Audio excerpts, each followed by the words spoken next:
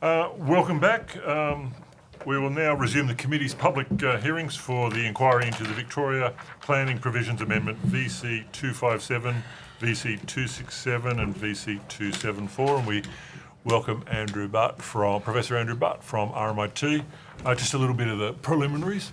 All evidence taken is protected by parliamentary privilege as provided by the Constitution Act 1975 and provisions of the Legislative Council standing orders. Therefore, the information you provide during the hearing is protected by law. You are protected against any action for what you say during this hearing, but if you go elsewhere and repeat the same things, those comments may not be protected by this privilege. Any deliberately false evidence or misleading of the committee may be considered a contempt of Parliament. All evidence is being recorded. You will be provided with a proof version of the transcript following the hearing. Transcripts will ultimately be made public and posted on the committee's website. For the Hansard record, could you please state your name and the organisation, if any, that you're appearing on behalf of? My name's Andrew Butt. I'm a professor at RMIT University in Melbourne. Thank you and welcome to. glad you could join us on very short notice. Thanks, that's okay. Thanks. Please, would you like to provide your presentation? Thank you. Look, I'll just take a few minutes with this. I know you've had other people today, some of people I know quite well, who've given you an overview of various parts of this. I wanted to particularly talk to what I see as the nature of these amendments, not just in terms of how they're affecting planning systems overall, but rather how they might particularly relate to precincts. And I heard the previous conversation with the previous presenters. The nature of what we're seeing as an opportunity for the redevelopment of precincts in Melbourne in particular, but not only in Melbourne in future, is going to be crucial. And I think it's a once-in-a-generation opportunity really to get it right, to actually redevelop spaces, to get the mix of not only housing but of other land uses we want, to get the mix of land uses at the different kinds of affordability and demographics that we want, and address some of the failings of previous models of urbanisation that we've seen in recent years. So I've particularly pitched this, first slide tells us, I've particularly pitched it at what I see as 4 of the objectives under Section 4, which I think are around not simply process, and I've got some comments about process, but I'm particularly interested in how we think about the orderly and sustainable use of land, how we think about public assets, and here, talk about public utilities, but I'm also interested in broader issues of social infrastructure and how that's impacted by the sorts of growth we're likely to see or is made possible by these amendments. How we might think about, that this is a long-term plan. This is not the solution to a housing crisis in 2025. This is a long-term change to the city and its morphology, and we need to think that through as much as it's important to consider now as well. And, of course, to think about how we might talk about all responsible authorities and planning authorities, how we've all got a role in that, and we've got to consider what it might mean for communities, I've lost that, communities and, it's back again, local government in particular. And I'm very interested in the role of local government in this process and how it's perceived. And I think there's problems with how local government's been perceived publicly in recent years around planning, which I've got some particular views about. So they're my sort of, I suppose that's the remit of what I came to speak to you today about. And I wanted to do it, if I can make this go. How do I do that? No, too many times. Here we go. So these are my general observations I wanted to make, and I know you've heard lots of these things today, so I'll just keep it brief to the things I think are actually quite interesting to consider. The first thing I'd say, it's a welcome move by the government to actually take action on thinking through urban infill, urban redevelopment. I think we've spent too many years looking at the urban fringe, even in the ordered way that we've looked at it in the last 20 or so years with the urban growth zone and the precinct structure planning, and I'm sure that you heard some critique of all of those things just in the last hour or so, but I think in the success of it's been its orderliness and its confidence that it's provided. I think some of its lack of success has been that we've ended up with some fairly uniform results and some communities who have had long-term lack of access to the sorts of social infrastructure I think we imagine that cities and towns in Victoria should have. And this is not just a Melbourne issue too, and we see it in other smaller cities around Victoria. I think that the planning reform agenda is significant in addressing housing affordability and housing supply issues for sure, but I also want to make the point that it's obviously framed in a much wider context, and we've heard you discussing that today around the sorts of products that are being brought to market in apartments in particular. So we do need to recognise the housing problem that planning can solve. And I think, thinking historically, as someone who's been involved in urban planning in Victoria since the early 1990s, the revival of housing as a problem for planning, I think, is welcome. But I think the sudden prominence of housing as a problem for planning has also put aside some of the issues that really do matter, and some of the issues that matter in the housing market overall, but also in what else planning's there to do. I think the point I was going to make that, fast-track planning permits in Middle Melbourne so far aren't necessarily making, the great changes they might make. They're important.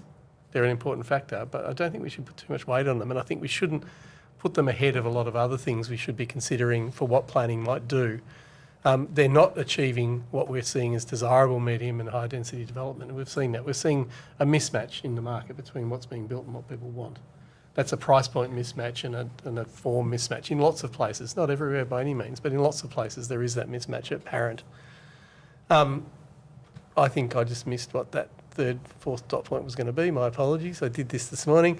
And I'm also concerned in general, and this is not about precincts per se, but I'm concerned that the removal of various review rights has been undertaken without, in an era where it's been politically possible to do, but without due regard to what's really 80 years of us understanding third-party appeal rights in Victoria being a recognised element of our planning system. So while I'm not here to defend third-party appeal rights in their broad sense, they're unusual in many jurisdictions around the world. A few other places have them.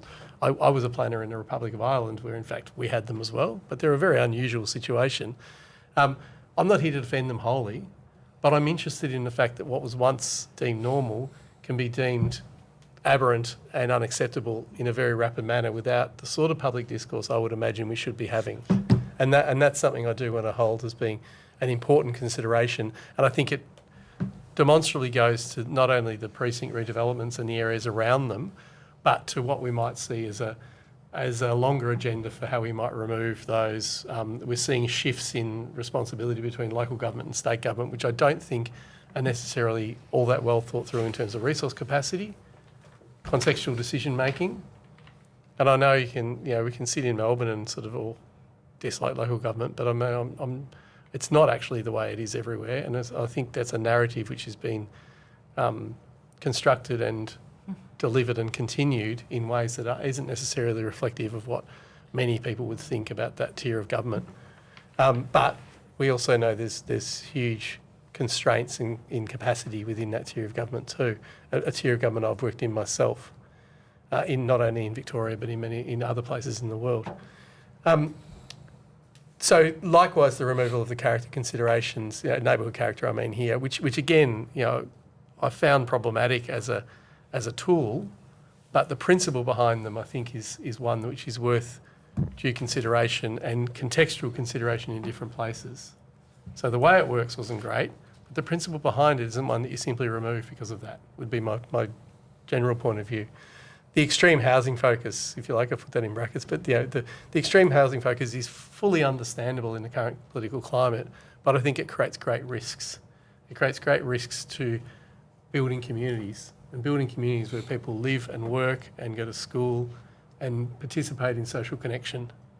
And that's important to me, that housing is sort of a housing-only agenda risks those things. And I think while that's important right now, I think the long-term implications of it are potentially problematic. And so I was going to talk finally to wait if I can make that go again. Did I make it go last time or did someone else? No. Here we go. So my idea of when I was thinking about this yesterday, of how to present, I thought, well, what's the most recent experiment we've had in Victoria of delivering large-scale housing solutions and changing the morphology of this city? And it's been 20 or so years of urban greenfields redevelopment under the precinct structure planning program to the urban growth boundary. And I think we haven't done it as well as we could have. And I see many of the same mistakes replicated in this agenda of the housing choice and transport zone and the precinct zone. And so if we're going to shift our focus from an urban edge agenda, which is unfinished business in this state. We still have many, many communities that are deficient in jobs and urban infrastructure, both social and physical urban infrastructure. If we're going to shift an agenda to focusing on these precincts, I would hate to think that we end up with a solution which results in many of the potential problems being replicated again. Because many of the underlying assumptions of the precinct redevelopment process assume that areas with existing infrastructure capacity can absorb more. And we know that's not necessarily the case. We also know that the planning process of having an urban growth zone, which then relegated the decisions about places to a precinct structure planning process, looks a lot like, in my mind, to the precinct zone, which will then relegate these things to the framework plans.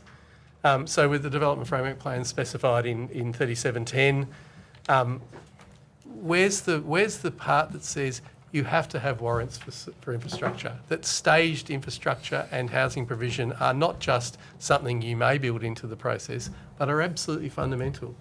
Where's the lessons from the urban growth? Inextricably linked. Indeed. Where's the lessons from the urban growth planning process we have experience of in the last 20 years to lean on?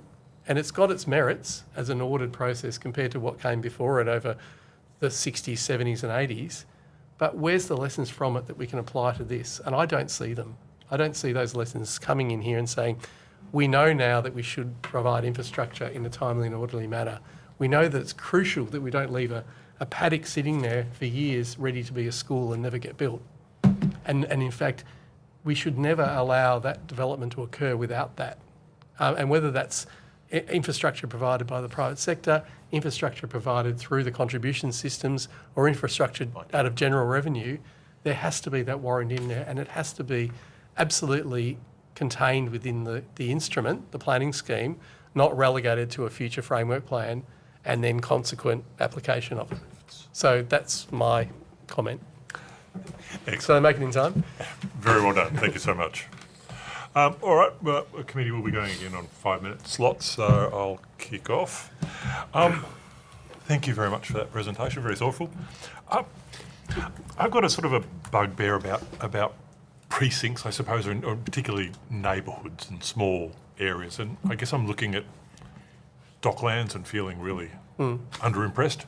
Looking at South Bank, ditto.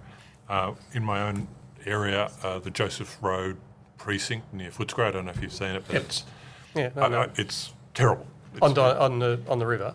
Correct. Yes, I know, yeah. Although it doesn't speak to the river effectively, and I guess, is there anything in the new approaches, and particularly, I guess, these amendments that are coming up, which is going to try and break this nexus of just unsuccessful sort of place management and precinct development?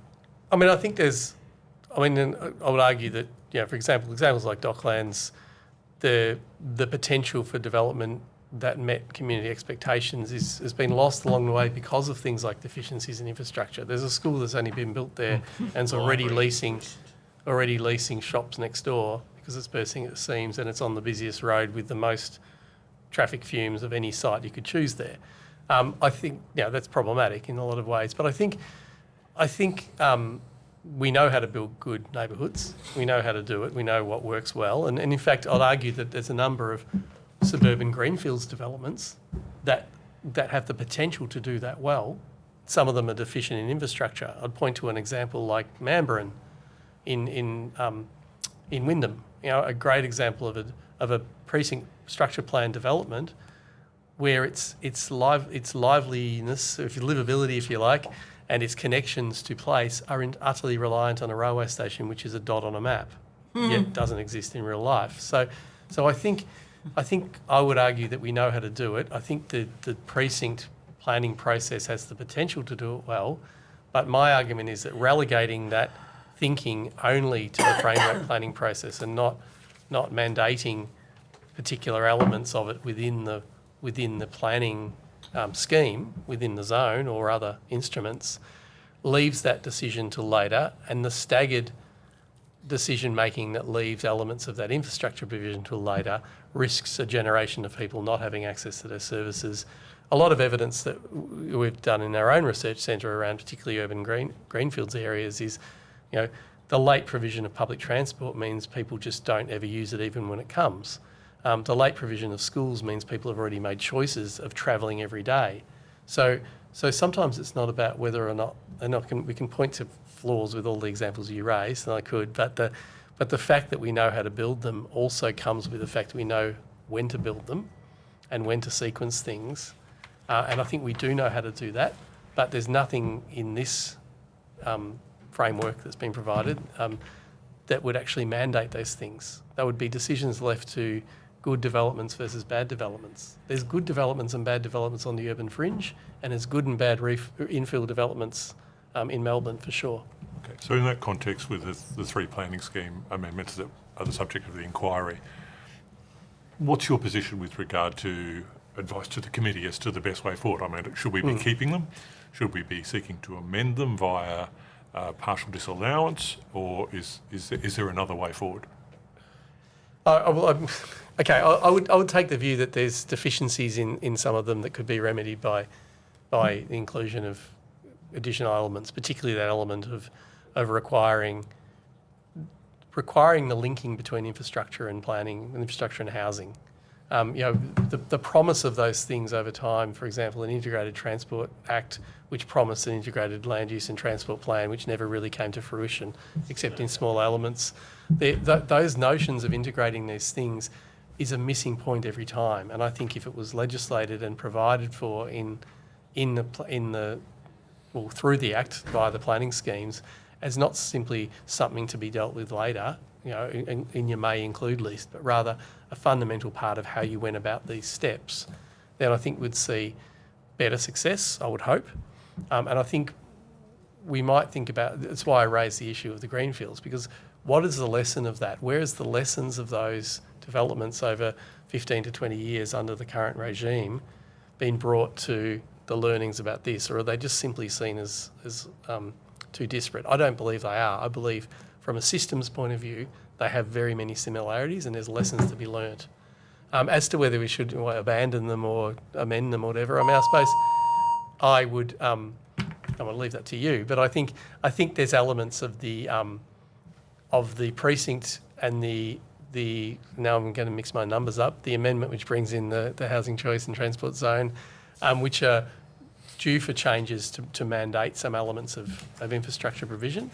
I think in general, I don't think I'll speak to the overall notion of the removal of rights and the res code changes. I think you've probably heard from other people about that. I think there's some underlying principles there about how we bring in a deemed to comply system in Victoria, and I think it probably deserves more thought than just adding it here and there. But I think if that's where we're headed, then these are probably ready to go when that occurs. And I don't have a problem per se with a deemed to comply system covering more things than it does now. But I find it odd that we've brought one in while we still have a system that didn't used to do that, all in a big tangle. But I'll leave that for today. My main idea would be that I think we could amend those elements to enforce infrastructure as a necessary part of development. Okay, thank you. Mr Davis. Thank you, Professor. It's been actually a very enlightening presentation and a very thoughtful and nuanced presentation. And I think and if I'm summarising here, essentially one of the key points that you're making is we should be taking learnings from the greenfield sites and applying some of those infrastructure learnings onto these sorts of sites. And that currently is not there. There's no linkage of that type. There's no, requirement. So I'm just paraphrasing and picking up some of the points that you've made. But I want to just go a little bit further and say, in terms of local placemaking, local neighbourhoods, local communities, vegetation's important. Heritage is actually important. What would you say to these aspects, given that and you may disagree with me, but it seems to me these protections that you would expect of some of these things are not clear and adequate in these provisions? Look, yeah, I mean, I think that That goes to my idea of a sort of a housing dominant agenda. I understand that we're in a period of urban redevelopment where some of the political concerns about heritage have given way to political concerns about housing in lots of instances.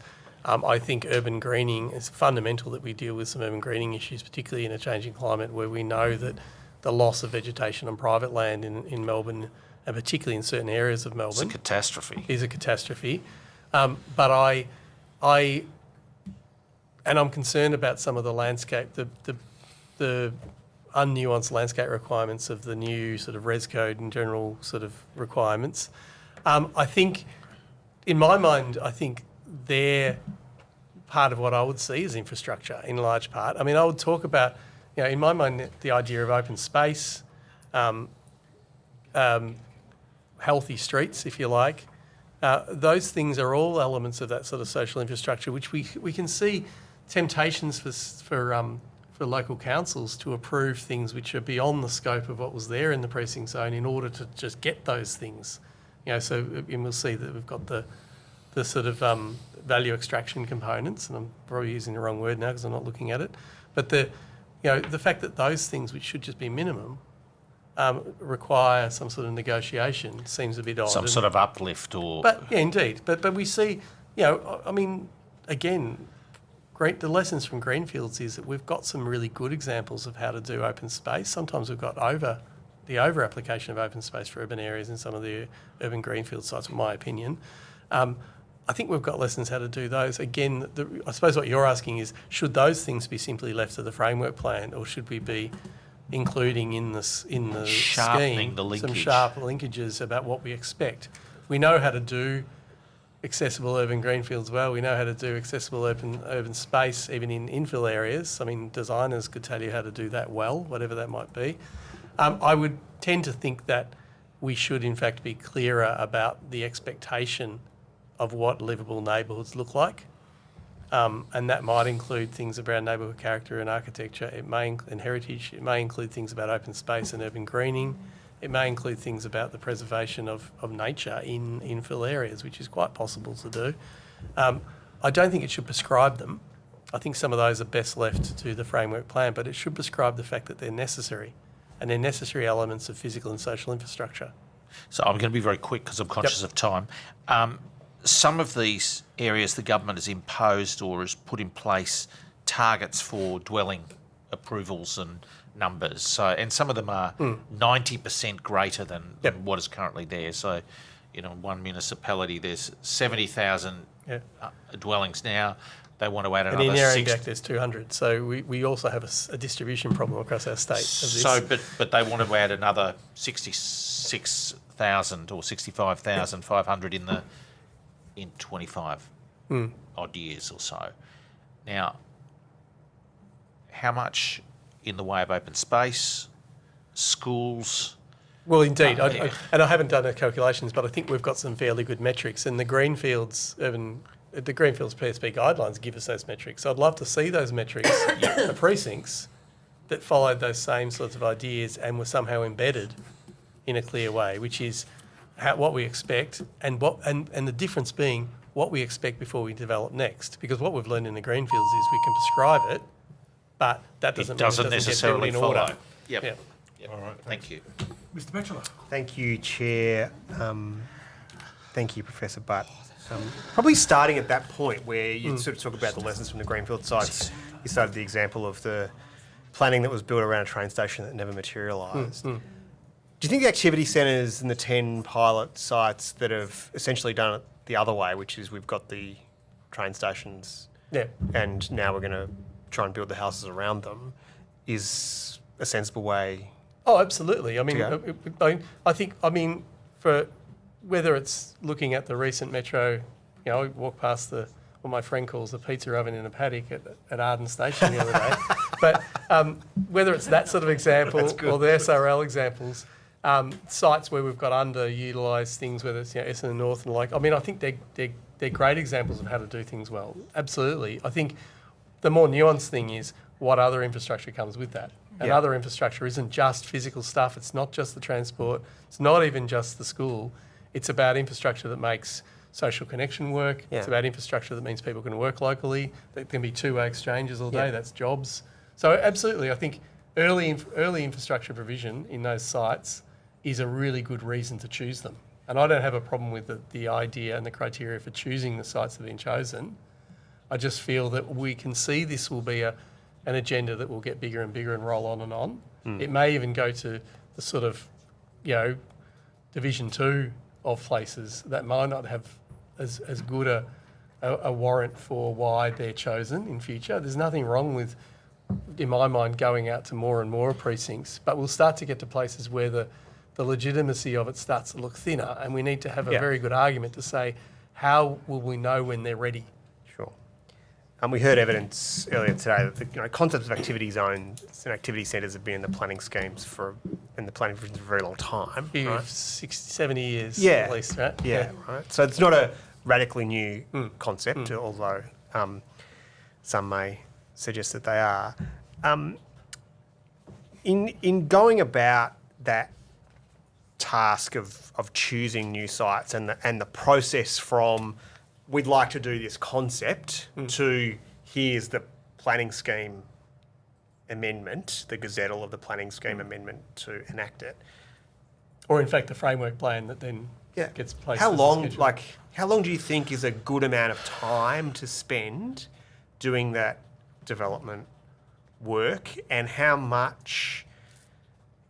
What do you think a good process looks like? well- How long do you think it should take? I suppose we're imagining these things as going over years, and we know that the tricky elements of many of these redevelopments is around site assembly, and even in sites like Arden, Pizza Oven, where government entirely owns it all, the period of time taken is years. And as much as I'd like to just fix things like that, I don't see it as a problem that takes that time. I suppose for me it's about whether is it a consultative process, and why would you consult? What's the story there? Is it one about And when you're talking consultation, you're talking about indeed about who's going to be there and who already is there, Yeah. which is a tricky part of what we're talking about. The people who are there, about their willingness to engage in the process, is one part of the story, but who's going to be there and what do they want is another Yeah. part of the story. That point's a really interesting one. So you think that the process is not just about who's living in that No, I don't. And at I the know- time, but it's about who might be coming. I in the future. imagine you're asking me about neighbourhood groups versus the community in general. And No, I, not necessarily. I agree.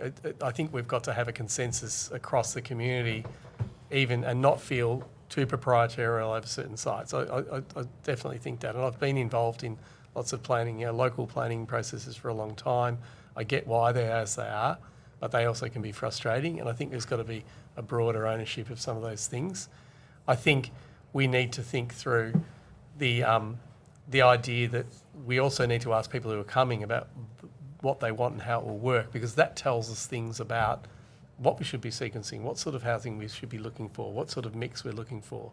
But also, we know things change really rapidly. We could have asked lots of people about work from home in 2019 and got a different answer to today. So we have to kind of also look at what good evidence exists in other forms, for sure. So I suppose my point is that I think these processes we're expecting they were going to take 3 and 4 years. Whether they should or not, I'm not sure, but we know they will. And we know that it's worth having. But do you think 18 months is too short a period of time? I imagine it's unlikely to happen in 18 months. But if we had a seriously good framework for doing this, and it was one that was generally, particularly talking to landholders, because in 18 months' time, I suspect all you're going to get is a plan that's not going to work because half of the people involved in the existing system aren't going to agree. But these are 20-year processes anyway. We're talking about places that will change over 10 and 20 years. Finally, someone's family will want to subdivide the property because someone else passed away. These are not short-term things. These are 20 and 30-year projects. A place like Box Hill is sort of a good example of a 20-year project of change. All right. Dr. Mansfield. Thank you, Chair, and thank you for appearing today. I'm interested in what a good process might look like, or what good, what you'd like to see in these planning scheme amendments that have been put forward. Yeah. Well, I'll mention particularly that which was around the precinct, the housing housing choice and transport zone and the precinct zone in particular, which is I'd like to see them have something embedded in them that actually talked to the infrastructure demand that this process will place on it. Yeah. I'm particularly concerned about the housing choice zone because it's a bit easier than the precinct zone, and so we might end up with a bit of a donut of all this redevelopment occurring much more easily than the real stuff we want, which is the better, the high, medium and high density mix right by the station. We'll end up with all the stuff around that that's sort of like easy to do. That worries me a bit. And from a process point of view, I do think we need to consider how we engage with people who aren't only on those sites but also community generally about the housing they want, and think about where those things sit. How many of those things sit in the framework plan the precinct zone demands be produced, which is a little bit like a precinct structure plan in some respects, and how much sits within the legislation to demand that consultation occurs. I'm not sure I know the complete answer, but I know right now that none of it's embedded clearly enough in the zone, which is the instrument most effectively presented, to make some of it happen. I think we need some evidence of what a process should look like here, and I think my view is I think we have some of the evidence, and some of the evidence is in the precinct structure planning process of the urban growth zone, which is shown to not work very well in many instances, for areas to be left undeveloped for a decade or more, and for other areas to be developed well ahead of any infrastructure in those locations. We know that's what happens. So we can look at that lesson and consider that as to what should happen instead. According to the department, and I'm sure the government would argue they've been through an extensive consultation period with At the precinct zone. To develop these planning scheme amendments. I mean, it's extensive, but it's not as extensive as it might have been. I mean, we've seen a hurried process of planning reform that hasn't been openly and presented as a single process of planning reform. And I suppose that's, I mean, I could ask you all, but that seems to be a fashion in government to try and fragment reform processes into small parts. I don't think there's been a broad, as someone who watches these things and comments on them in the media and the like, I don't think we've seen a broad and open discussion about what planning reform looks like. We've instead seen small kind of aspects of it occur and really people in the know engage with it, not the broader public. I don't know if you can make any comments on the affordability side of the argument around here. Like people, you know, that again, it's been put forward by the government that this will deliver more supply, therefore housing will be more affordable. Well, I mean, you mentioned before there's a bit potentially mismatch between what's being delivered and what people actually want in terms of price and form. Already. Yeah. Do you think these amendments? I mean, I think there's some major that? housing affordability challenges, and if anyone watched television last night, they would have seen a failure of federal governments to talk properly about it. So I think I don't think it's a planning problem in every instance.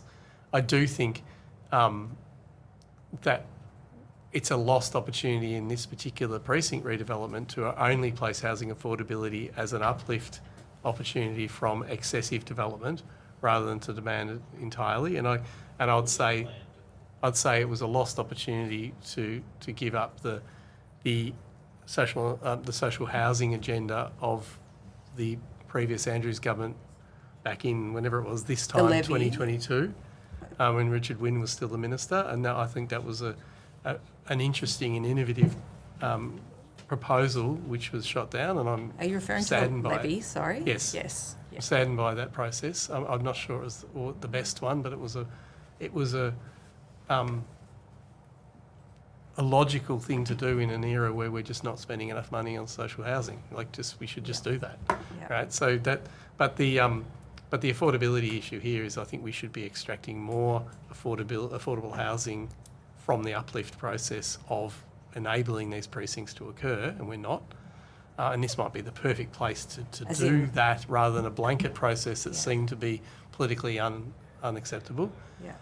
And I think that there's not a lot of evidence in this that the diversity of housing is what needs to be delivered, because the diversity of housing rather than townhouse at one end and apartments at the other is what should be delivering the affordability and the options for different household types. Yeah. Thank you. Sorry, sangling my words. There's a question. Thank you very much, Chair. Thank you, Professor Bart. Most interesting. I want to go back to you put up a slide in your presentation and in the last dot point, and correct me if I'm wrong, but it was roughly around the extreme housing focus fails to fully recognise orderly planning and good community outcomes. It puts pressure on utilities and infrastructure without adequate planning models. I think, well, that's my scribbling of roughly what you were saying. And I'm interested in that, given the huge impulse that is there now, and we've been discussing the likes of the utilities that are going to be have immense pressure. Water, sewerage, telecommunications in some areas, drops out the entire time. It's not even fantastic in these built-up areas. But importantly for me, it's health, services, but also education, early childhood, and a lot of this will fall back onto local government, as we've discussed with other witnesses. Cost shifting. What is your view on, as Mr. Davis quite rightly says, in relation to that cost-shifting possibility to local government around these necessary services, given the government's desire to push forward with this extreme housing model that they're putting forward? Okay, so the main issue I have here is that there's not a very clear sense that in choosing these sorts of precincts for growth, because they've got existing services and amenity, there's not clear and evident consideration that they'll be able to absorb the growth that's proposed, right? As to whether it's a cost. Sorry, can I interrupt you there? That's my concern. Why do you say that? I say that because it's quite clear that in many instances, when you can go and look at the portables in an oval in a school where you've seen a lot of urban growth, and you can go and visit University High's building, renting out places in Lonsdale Street, I think, at the moment. I mean, this is quite apparent in lots of places. So I agree with you. I'm not disagreeing with you. But why isn't government recognising these pressures that are already there to see what is happening in these communities now? And it's only going to put more pressure on these communities. It's not going to be the silver bullet that they are saying it's going to be. Well, that would seem apparent that simply building housing in these locations without the matching infrastructure uplift is going to be problematic. And my point was, we've learnt from the greenfields over many years that same process occurs. We've learnt that even with recognising this through the process of the precinct structure planning, or in this case maybe some sort of framework planning process to determine what's needed, doesn't result in it being built. We've seen in examples like Docklands that long-standing necessary infrastructure like a primary school were just ignored for many years, and it's certainly not just this government that did that. So that's a night from the 1990s. It's been ignored for that long, and we've got a situation here where the cost shifting is possible, but I suspect more likely we're going to see the banking of contributions like we see on the urban fringe, and the eventual expenditure of them, often in election cycles where we don't see them meeting the sequence needs of places, but rather meeting the sort of cumulative capacity of a system, which holds a lot of resources through the various contribution schemes, and there's a few different ones operating in Melbourne and Victoria at the moment. We need a plan to how they get resource that's transparent and open and matched to the planning, matched to the development that's going on in certain places. It would give developers confidence as well, because they'll know when things are occurring. We've seen examples in, say, Melbourne's West. For example, the unwillingness of a developer to build at a density around a future Tarnet West Railway station without the confidence it will happen. So the confidence of those things occurring actually lets us get the planning outcomes we want. So you did. I think that's important. You did say we know how to build good precincts, I think was your Well, we quote. do. I think we do, yeah. And you mentioned Wyndham, you just mentioned Tarnet. So is there opportunity to improve amenity in those areas and then have a bit more lower to high, medium Well, to of course, I still medium think to high density I do. developments? I do worry in the entire debate around these things that it's almost as though we've moved on from the unfinished job of Melbourne's fringe. I I think Melbourne's fringe still is is unfinished business, and I worry that we've moved on from it in the political discourse. I think we know how to in relation to infrastructure. unfinished unfinished infrastructure, Yep. social and physical infrastructure, jobs in particular. I think we know how to. When I say we know how to build good precincts, we know what would indicate good access to open space, good access to schools, good access to transport, good mix of housing forms to meet demographic needs of small families and larger households and everything in between. We know what that might look like.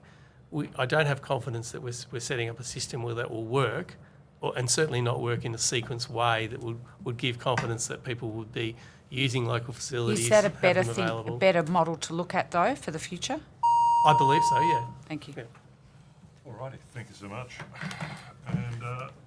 Berger. Thank you, Chair, and thank you, Professor Butt, for your appearance today.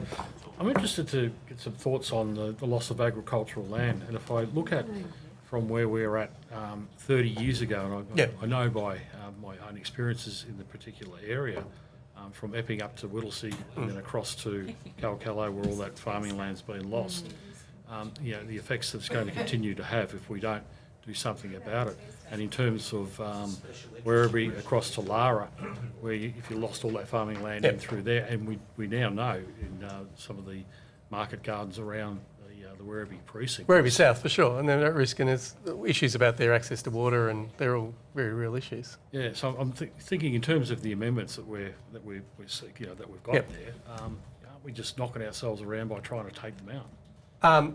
Well, that's why I'm as I started my statement, I'm fully supportive of the government looking at a comprehensive look at how to do urban infill better, and I'm fully agree with the idea that I know there's a risk in Melbourne, and I'll talk to Melbourne only, but I don't think this is just a Melbourne problem, but I think we're fully at risk of another round of a push from various sectors of the housing development industry for expansion to the greenfields. That expansion to the urban growth boundary in Melbourne, expansion to the similar urban growth boundaries and we know there's one right now for Geelong, Ballarat, Bendigo, other areas of Victoria, where we need to stop that from occurring. We need to manage growth, which unfortunately, is not something we can easily manage in terms of numbers, but we need to manage the fact that we can't just do another Wallen or another Melton in order to achieve that. We need to do things in existing Melbourne. My argument's never against the idea that we should look at urban infill, look at changing urban mix and reusing spaces in better ways. I absolutely agree with that, but I think it would be catastrophic to just do that without regard for the infrastructure deficiencies that can already be there, or secondly become very evident very quickly once we start a process of urban housing redevelopment. And the same could be said in some of the regional areas. Oh, absolutely. From Absolutely. Torquay to back to Geelong. Yeah, absolutely. And so the scale of development, or even Camperdown, the scale of development that we're seeing in a low-rise suburban expansion, all the way up the side of the mountain. I think there's really strong opportunities to change the forms of housing we see in many Australian cities and towns. And so we should do that, and we should welcome opportunities to have kind of higher density, higher story sort of forms as being normalised in Res Code. But I'm simply suggesting that we shouldn't do that without regard for what it does to services when we see the growth. I absolutely think that simply replicating, whether it's Delacombe, or Melton or wherever else, in the form we've seen in the last 10 or 15 years is not useful. We should be looking at different densities, and we see examples of them, but they're often not viable without the matching infrastructure to make them worth it. And so that's been the other challenge, is that models for higher density urban fringe developments rely on infrastructure as the trade-off for space.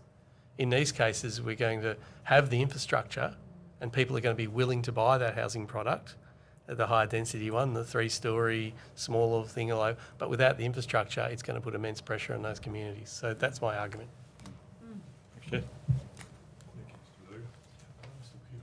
you, Chair. Good afternoon. You spoke in your opening remarks about the need for additional elements with respect to the planning provisions as amended before us. Could you expand a bit more on what you meant by that? What additional elements? I was thinking elements in the, particularly say in the precinct zone, elements and the accompanying kind of aspects of the overlays that went with it, elements that actually mandate the need for sequenced infrastructure within development. And potentially, I called them warrants in the thing, but like effectively a licence to develop the next stage once we know the infrastructure's there. Can you expand a bit more? What does that look like in practice? I would imagine in the precinct zone, it would have something that says the word must and potentially says that sequenced infrastructure provision must be provided through that development plan. What I imagine happens here is that we've got I don't know, just imagine, but thinking about how planning systems work, and I've worked in local government planning as well, we'll have the precinct zone, we have a framework plan that derives from it, which becomes a schedule to it. It talks about form issues and shape issues, but we need to also have a very clear sense that it must include an infrastructure sequencing and capacity statement of some sort. That means that we don't leapfrog ahead of what's available and actually diminish the livability of those communities rather than enhance them. Thank you. You made reference to the developer contributions levy with the line of questioning from my colleague Dr. Mansfield earlier. With respect to what we need in place around these provisions to ensure that homes are affordable and available to everyone who needs them in the community, what do we need to see around the provisions themselves that we're examining? In terms of contributions or in terms warrants of to other housing? Other offerings from government to ensure that we are building homes that are appropriate. I mean, price I would point and form assume. for I mean, people who need them. I would assume this is just this is a lost opportunity to not trial the housing levy or a similar model of social and affordable housing requirement, a tax, if you like, a tax on the uplift that's provided by the system to require that housing. Now that could be in all sorts of forms. We see a lot of models around the world that work quite well. I'm not sure how much it should be, but I think this isn't a lost opportunity because these are precisely the locations that we should seek to extract that and test it, because this is the locations where people are maximising uplift from the rezonings they're getting. So if it's not here, where should it be? You know, if it's unacceptable to do it everywhere 2 years ago, 3 years ago, this is where we should try it, because this is where the uplift occurs. Now, there's obviously pressure about, you know, a tax on people to extract, but if we're going to accept that housing's a social need and housing's a piece of social infrastructure, we've got to consider how we pay for it and what it costs and where we put it. So, I'm of the view we should build more social housing. I've been of that view for a long time. And so the absence of a scheme like that or other similar provisions from government, what influence is that having on the current state of housing supply in the state? Well, I mean, I think it's pretty evident that we don't have enough social and affordable housing in Victoria right now, and we've underinvested in social housing over a long period, over 20 and 30 years. I'm disappointed that in the precinct zone it's only mentioned as being an element that can be extracted for the uplift created by a above standard kind of outcome from an individual developer rather than just built in as some standard and normal expectation. And I'm disappointed that we haven't seen elements of the previous levy in some other form, and I imagine it needs a new political name and a new model, but some model of extracting the value of the uplift to provide social housing isn't included in these places, because if it's not these places that get the maximum uplift, where is it? And we spoke in the previous session to yours about inclusionary zoning and trying to mandate more of a breakdown of different types of housing within development that we're seeing across the state. Do you have any views on that type of policy approach, things you might want to advocate for? I suppose I've stated, I think we should be extracting uplift value and thinking about it as delivering housing solutions in various forms. My point for today is these are precisely the places where the uplift is to be maximised, and so these are the places we should actually try and extract it. Because if it was unacceptable to extract it everywhere, under all sorts of circumstances, this is where we should do it. Because this is where I feel this is where the message of it's worth doing because people are getting a good gain from this process, this is where we should try that process and see how we go. And maybe it's something we do in different places in future. maybe it's the solution that occurs, and it occurs in other jurisdictions and has done for a long time. Why not try it here, where you're actually seeing the delivery of uplift that's really tangible? Thank you. Thanks, Chair. Thank you. Mrs MacArthur. Oh, let's go Sorry, to start with thank you, Chair. Thank you, Professor. Let's go to taxes. Yes. I just want to be clear, Professor, but you proposing a new tax, a housing tax, an uplift tax? Well, I'm not a tax economist, but I'm suggesting that housing, social infrastructure, and if we have uplift and we expect people to pay for other elements of community building, then potentially we're expecting development to pay for that aspect of community building, which is an adequate range of housing options and affordability options to meet community needs. Well, developers have already got 15 taxes levied on them, and it's the reason why all the developments have been approved, but there's not one product going to market because it's just too expensive, and there won't be anybody available to buy them, let alone somebody who needs affordable housing. It's almost an oxymoron, isn't it? You can't produce affordable housing because the input costs are so great, courtesy of government taxes, charges, regulations, and all their tapes of various colours. So we're not going to produce affordable housing. And if you want to add another tax, we're going to be less likely Maybe to we get need to review affordable the other housing. 15 as well. Good idea. Well, that's great. but I Can we have you on the think- record there? but I think Review the other 15 development taxes? I think the logic of what I'm saying is that if we accept affordable, which I do, accept affordable housing as part of how you make communities, and we accept that we're delivering a significant uplift in these locations, whether they're the SRL places or the nominated activity precincts or some other future application of a precinct model, then we should accept that, like other elements of development contributions to deliver other social goods, that delivering forms of affordable housing, and I don't know how much and I don't know what form, could be considered as one of those aspects. But already the cost of producing that product is unaffordable, so it's not going to market. So adding another tax is not going to help, I would have thought.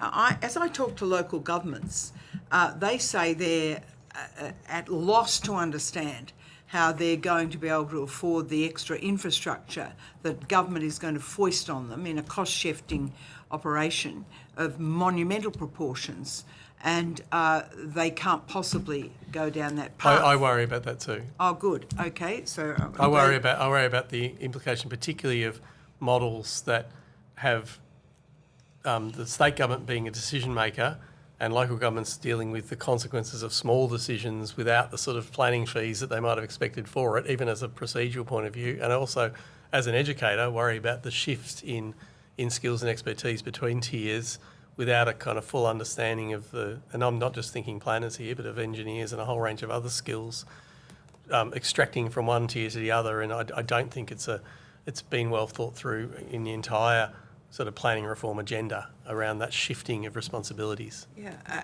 it's the extraordinary cost that they're going to be imparted on them. They have no idea how they're going to totally produce a new, drainage system, a new sewage system, all these areas, all these activities that are needed to, have 50,000 more houses go into an area or whatever. It seems extraordinary. But can I just confirm that you said infrastructure should be a necessary part of development, and therefore we should look at all the infrastructure that's required before we go down this path of suggesting we have tall towers or whatever in this new planning dictatorship? In terms of I'll leave that last comment to you to interpret. But I definitely believe that we should be thinking about infrastructure as a consequence. I think we should definitely be interested in infrastructure outcomes, but also measuring right now the infrastructure availabilities. And I think we're likely to put I'm just trying to make my phone stop ringing, greater pressure on the infrastructure than many people imagine. I feel there's a narrative out there that somehow there's all this underutilised infrastructure in key nodes around Melbourne suburbs, and I don't believe that to be true. Yeah. Is there a shortage of engineers and planners to actually go down this path of producing the tall towers and infrastructure that under the present sorts might of, have been dreamt under up, the present sort of but not- systems, yes, but I don't know what we see a lot of rapid shifts around projects and, mining booms and whatever else that shifts these things so rapidly that it's very hard to tell what the capacity might be. We know there's a shortage of urban planners in Australia generally at present and likely to be in the future. Whether that matters for urban Melbourne's development is not clear. Thank you. And last but definitely not least, Ms. Walker. Too kind of Chair. Thank you so very much. Thank you, Professor. I appreciate you sticking around for an extra 5 minutes to let me get a couple of questions out. We had heard from the previous speakers about who's doing it really well across other parts of the world. So thank you to Mr. Pirelli for asking that question. So I thought to perhaps pose that to you, looking at planning practices not just here but in other parts of the world. I'm thinking of the examples that I've seen, which is higher density near transport as a model. But is there any other key features of good planning globally that that perhaps we should be thinking about? Because I'm just... Well, I'd obviously argue that we need to think about nature in the city. We need to think about the value, the infrastructure value of nature in the city.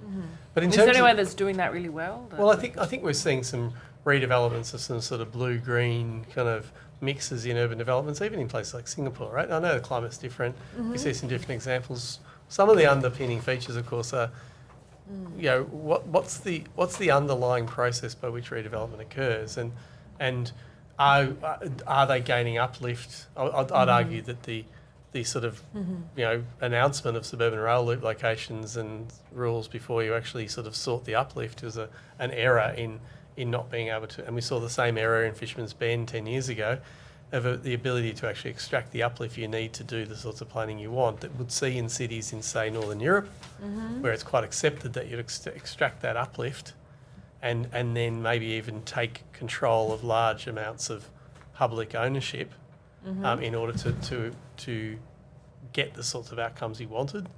And in some respects then to sort of accept that building new places is a community need, not simply a property market process.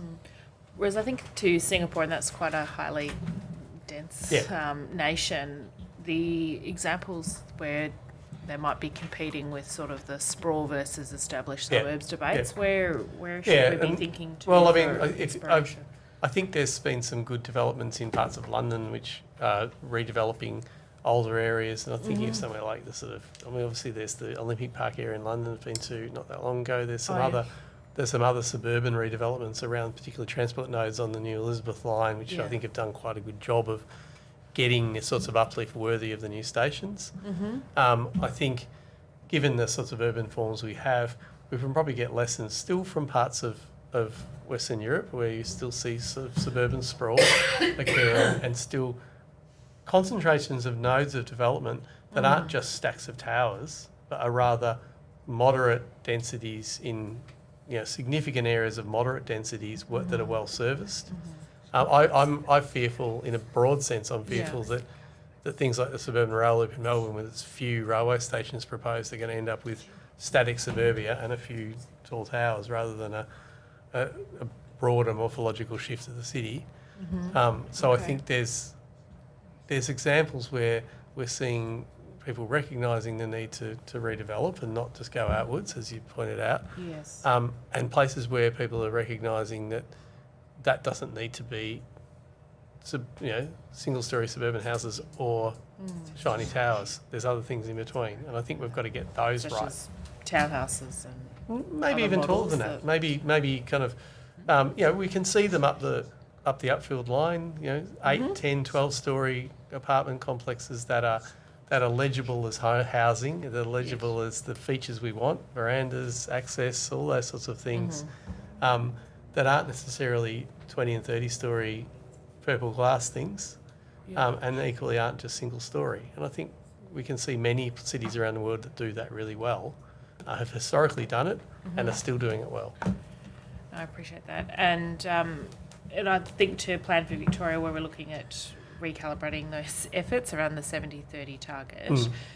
And any things that we should be particularly keeping in mind as we shift from a current practice of 50-50 to much more concerted 70-30. I think it's very important that we even probably shift even greater than that. I think that we've got some lost opportunities on the greenfield to go back and visit some sites and develop them at high densities. But my argument would always be that that's always dependent on confidence in the infrastructure provision. And it's not just about doing it to make those communities, it's the confidence the market has to invest in a place where they know they can sell a product because of proximity, because of services, because of community life. That's all for me, Chair. Thank you. Terrific. Thank you. Professor Butt, thank you very much for a very thoughtful presentation and Indeed. fielding these questions and on what was very short notice, so we really Thank you. appreciate that. Thank you so much. Can I just advise that you'll receive a draft of transcript in about a week's time for your review before it's posted onto the website. The committee will now call it a day. Could I just express on behalf of the committee our appreciation to the Secretariat for pulling this together on very short notice. Likewise, Hansard and Broadcast. Really appreciate your work. For those who are watching, we'll be back on the 29th for another exciting full day of hearings. So we'll look forward to seeing you then, or you seeing us then, if you're on tune. And with that, we'll call it a day. Thank you very much. Thank you, Broadcast. Thank you.